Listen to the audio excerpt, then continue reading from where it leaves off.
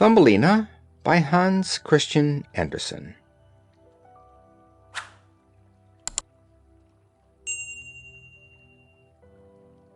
There was once a woman who wished very much to have a little child, but she could not obtain her wish. At last she went to a fairy and said, "I should so very much like to have a little child. Can you tell me where I can find one?" "Oh, that is very easily managed," said the fairy. "Here is a barley corn of a different kind to those which grow in the farmer's fields, and which the chickens eat. Put it into a flower pot, and see what will happen." "Thank you," said the woman, and she gave the fairy 12 shillings, which was the price of the barley corn. Then she went home and planted it, and immediately there grew up a large, handsome flower, something like a tulip in appearance, but with its leaves tightly closed, as if it were still a bud. "It is a beautiful flower," said the woman, and she kissed the red and golden colored leaves, and while she did so, the flower opened, and she could see that it was a real tulip. Within the flower, upon the green velvet stamens, sat a very delicate and graceful little maiden. She was scarcely half as long as a thumb, and they gave her the name Thumbelina, or Tiny, because she was so small. A walnut shell, elegantly polished, served her for a cradle.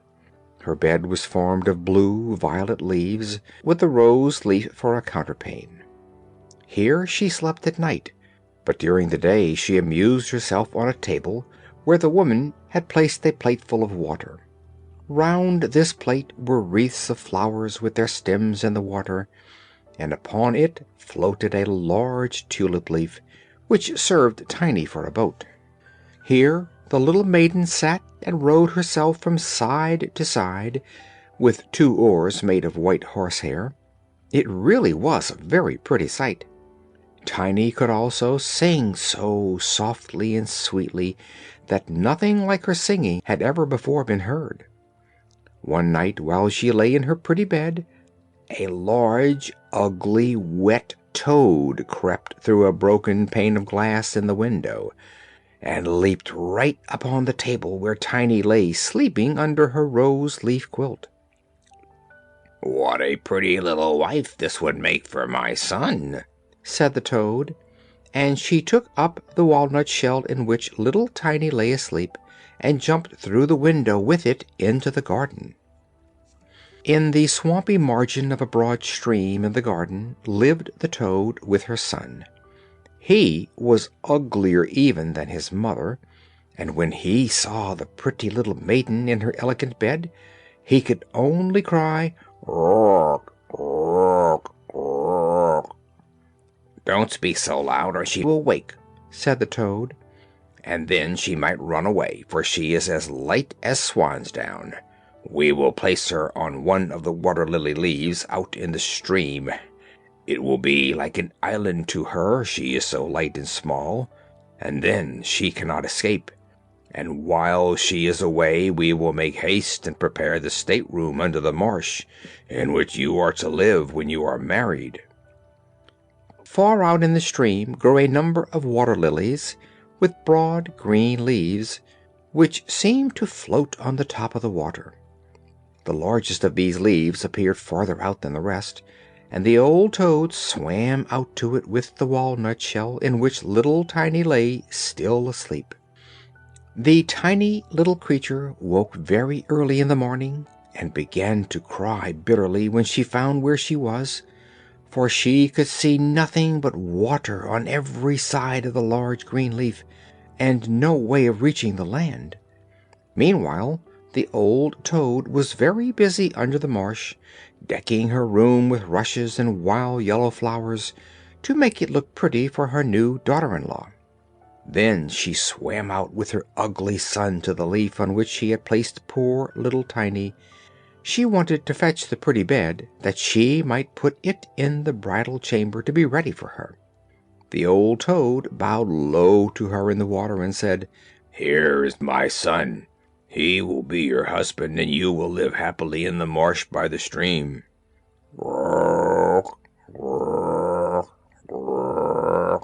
Was all her son could say for himself. So the toad took up the elegant little bed and swam away with it, leaving Tiny all alone on the green leaf, where she sat and wept. She could not bear to think of living with the old toad, and having her ugly son for a husband. The little fishes who swam about in the water beneath had seen the toad, and heard what she said, so they lifted their heads above the water to look at the little maiden. As soon as they caught sight of her, they saw she was very pretty, and it made them very sorry to think that she must go and live with the ugly toads.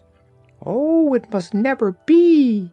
So they assembled together in the water round the green stalk which held the leaf on which the little maiden stood, and gnawed it away at the root with their teeth.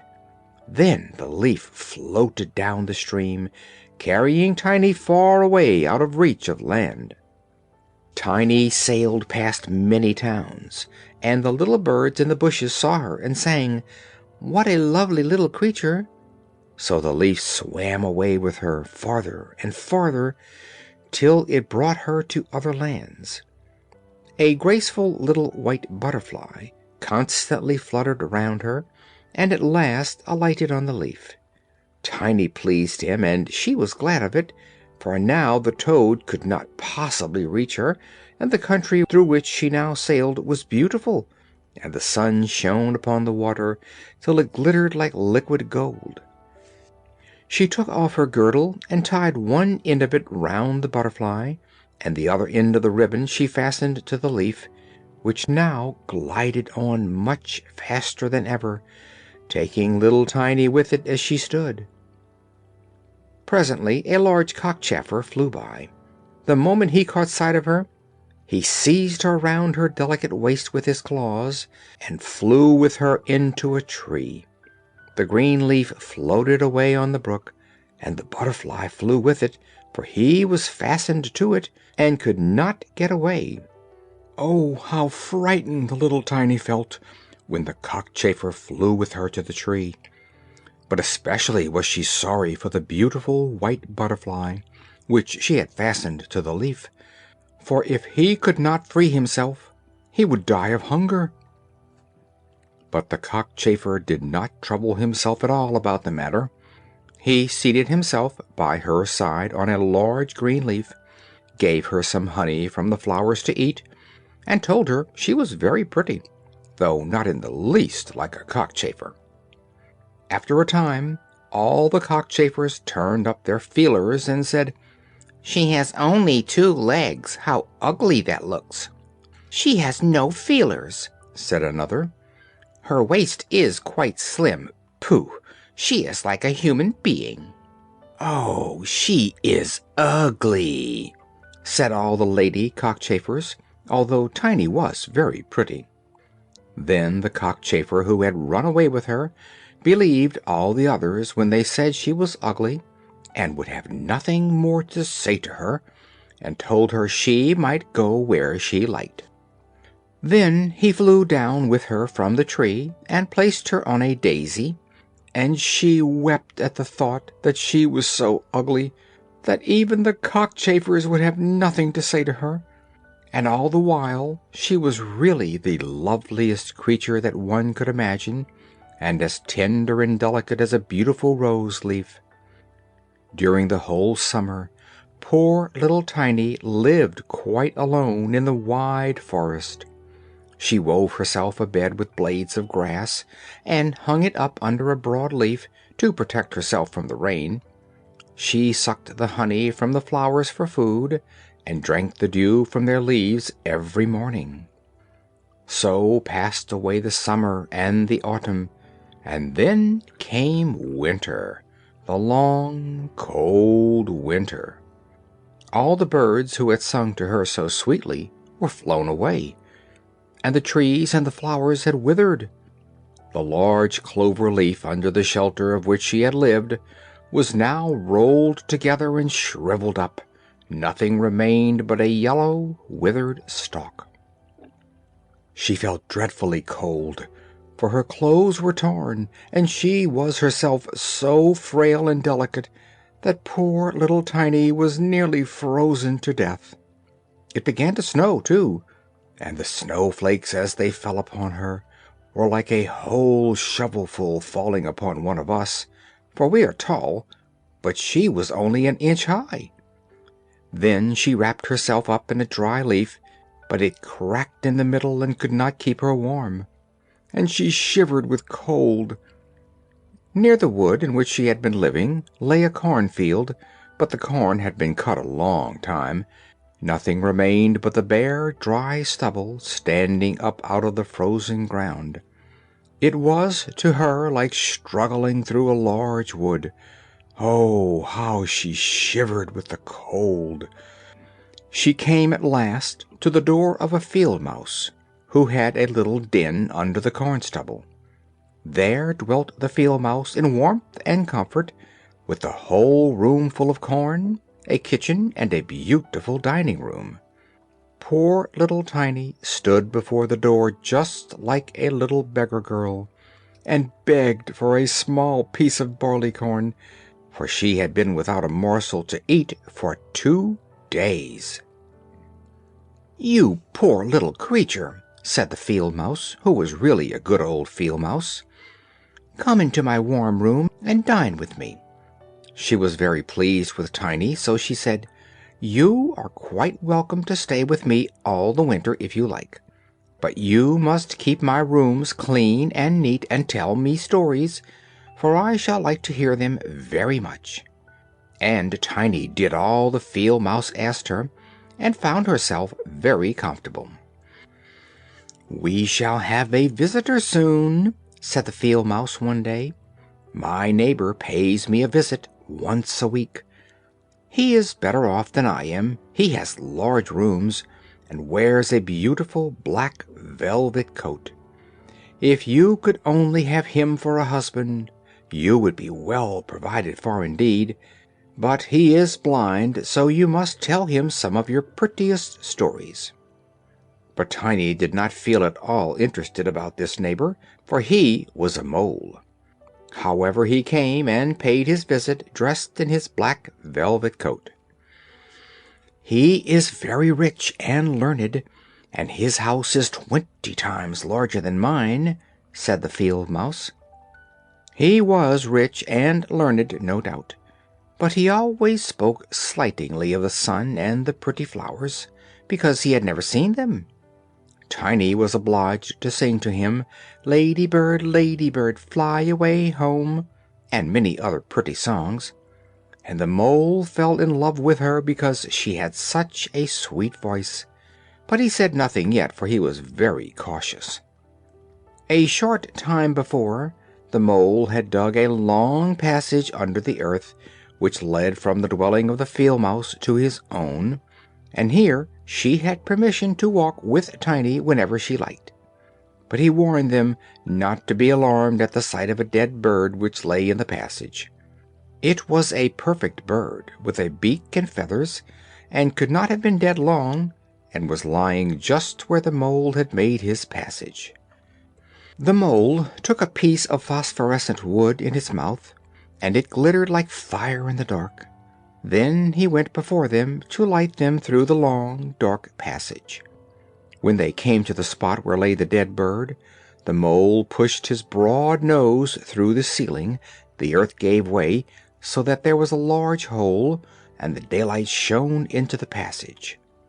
In the middle of the floor lay a dead swallow, his beautiful wings pulled close to his sides, his feet and his head drawn up under his feathers. The poor bird had evidently died of the cold. It made little Tiny very sad to see it. She did so love the little birds. All the summer they had sung and twittered for her so beautifully. But the mole pushed it aside with his crooked legs and said, "He will sing no more now. How miserable it must be to be born a little bird! I am thankful that none of my children will ever be birds, for they can do nothing but cry tweet, tweet, and always die of hunger in the winter." "Yes, "You may well say that as a clever man," exclaimed the field mouse. "What is the use of his twittering? For when winter comes he must either starve or be frozen to death.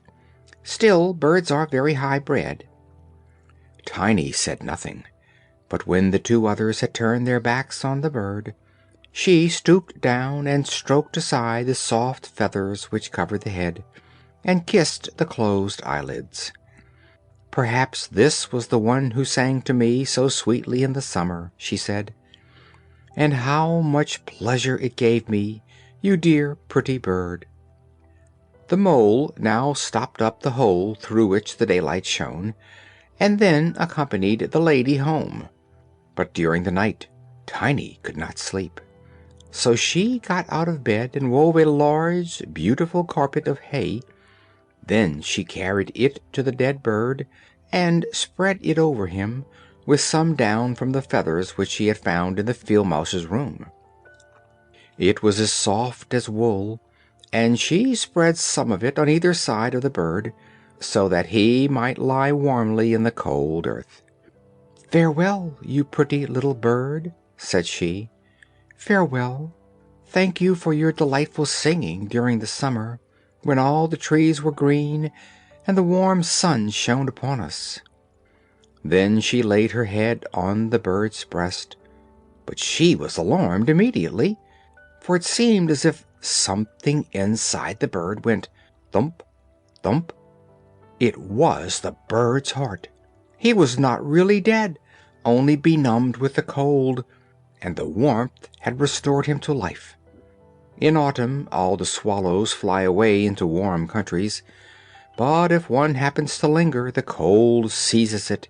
It becomes frozen and falls down as if dead. It remains where it fell, and the cold snow covers it.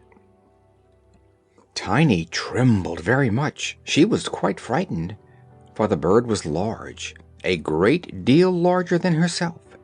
She was only an inch high. But she took courage, laid the wool more thickly over the poor swallow, and then took a leaf which she had used for her own counterpane, and laid it over the head of the poor bird. The next morning she again stole out to see him. He was alive, but very weak. He could only open his eyes for a moment to look at Tiny, who stood by holding a piece of decayed wood in her hand, for she had no other lantern. "Thank you, pretty little maiden," said the sick swallow. "I have been so nicely warmed that I shall soon regain my strength and be able to fly about again in the warm sunshine." "Oh," said she, "it is cold out of doors now. It snows and freezes. Stay in your warm bed. I will take care of you." Then she brought the swallow some water in a flower leaf, and after he had drank, he told her that he had wounded one of his wings in a thorn bush, and could not fly as fast as the others, who were soon far away on their journey to warm countries. Then at last he had fallen to the earth, and could remember no more, nor how he came to be where she had found him. The whole winter the swallow remained underground, and Tiny nursed him with care and love. Neither the mole nor the field mouse knew anything about it, for they did not like swallows. Very soon the springtime came, and the sun warmed the earth. Then the swallow bade farewell to Tiny, and she opened the hole in the ceiling which the mole had made. The sun shone in upon them so beautifully that the swallow asked her if she could go with him. She could sit on his back, he said, and he would fly away with her into the green woods. But Tiny knew it would make the field mouse very grieved if she left her in that manner, so she said, "No, I cannot." "Farewell, then, farewell, you good pretty little maiden," said the swallow, and he flew out into the sunshine. Tiny looked after him, and the tears rose in her eyes. She was very fond of the poor swallow. "Tweet, tweet," sang the bird as he flew out into the green woods, and Tiny felt very sad. She was not allowed to go out into the warm sunshine. The corn which had been sown in the field over the house of the field mouse had grown up high into the air and formed a thick wood to Tiny, who was only an inch in height. "You are going to be married, Tiny," said the field mouse. "My neighbor has asked for you. What good fortune for a poor child like you! Now we will prepare your wedding clothes. They must be both woolen and linen. Nothing must be wanting when you are the mole's wife." Tiny had to turn the spindle, and the field mouse hired 4 spiders, who were to weave day and night. Every evening the mole visited her, and was continually speaking of the time when the summer would be over. Then he would keep his wedding day with Tiny, but now the heat of the sun was so great that it burned the earth, and made it quite hard like a stone. As soon as the summer was over, the wedding should take place. But Tiny was not at all pleased, for she did not like the tiresome mole. Every morning when the sun rose, and every evening when it went down, she would creep out at the door, and as the wind blew aside the ears of corn, so that she could see the blue sky, she thought how beautiful and bright it seemed out there, and wished so much to see her dear swallow again. But he never returned, for by this time he had flown far away into the lovely green forest. When autumn arrived, Tiny had her outfit quite ready, and the field mouse said to her, "In 4 weeks the wedding must take place." Then Tiny wept, and said she could not marry the disagreeable mole. "Nonsense," replied the field mouse. "Now don't be obstinate, or I shall bite you with my white teeth. He is a very handsome mole. The queen herself does not wear more beautiful velvets and furs. His kitchen and cellars are quite full. You ought to be very thankful for such good fortune." So the wedding day was fixed, on which the mole was to fetch Tiny away to live with him deep under the earth, and never again to see the warm sun, because he did not like it. The poor child was very unhappy at the thought of saying farewell to the beautiful sun, and as the field mouse had given her permission to stand at the door, she went to look at it once more. "Farewell, bright sun," she cried, stretching out her arm towards it, and then she walked a short distance from the house, for the corn had been cut, and only the dry stubble remained in the fields.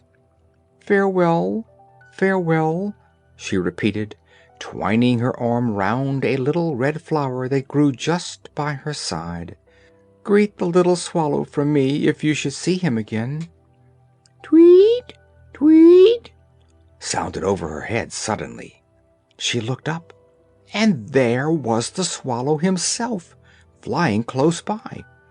As soon as he spied Tiny, he was delighted, and then she told him how unwilling she felt to marry the ugly mole, and to live always beneath the earth, and never to see the bright sun any more.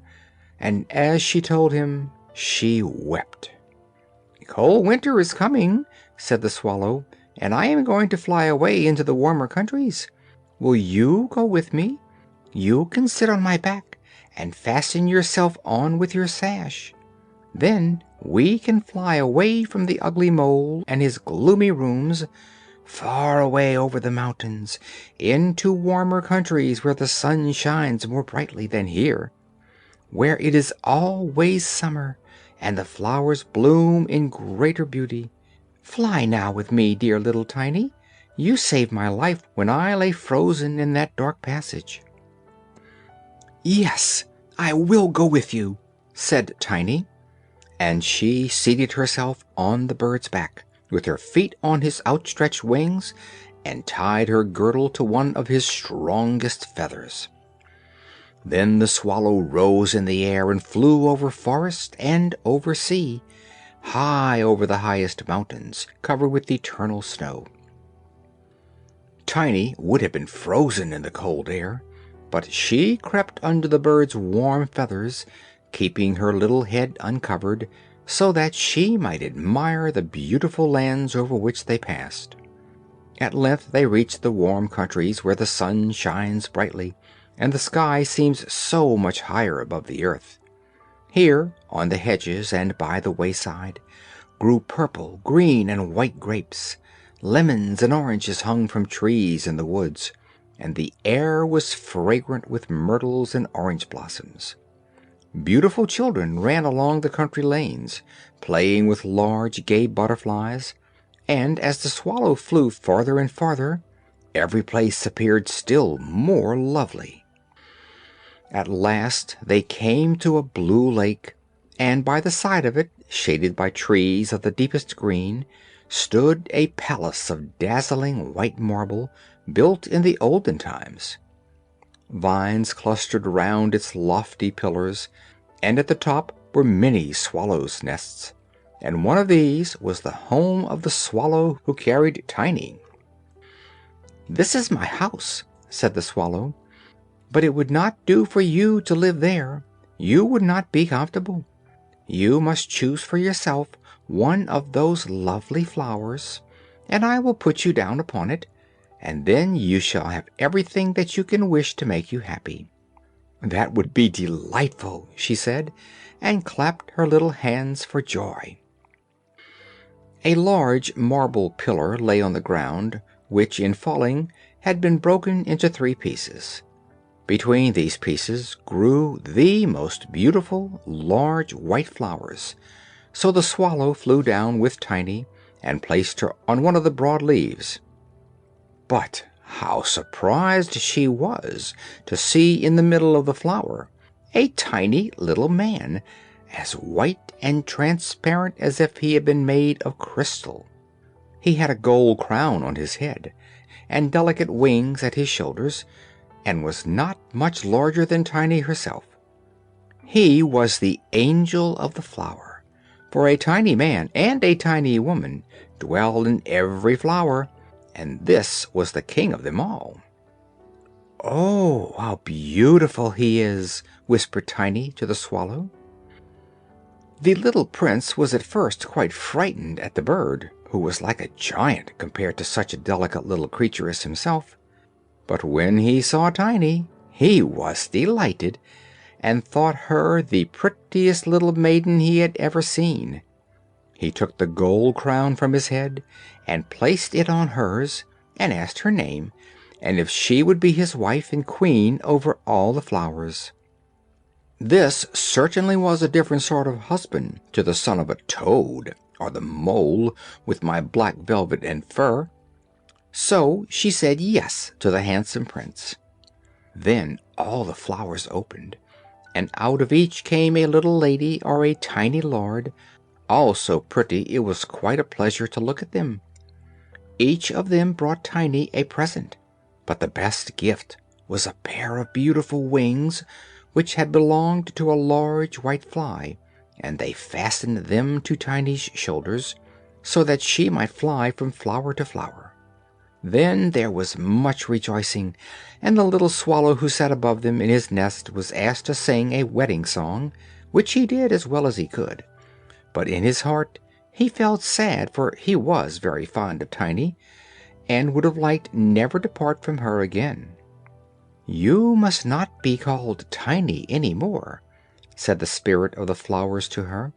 "It is an ugly name, and you are very pretty. We will call you Maya." "Farewell, farewell," said the swallow, with a heavy heart, as he left the warm countries to fly back into Denmark. There he had a nest over the window of a house in which dwelt the writer of fairy tales. The swallow sang "Tweet, tweet," and from his song came the whole story. End of Little Tiny or Thumbelina.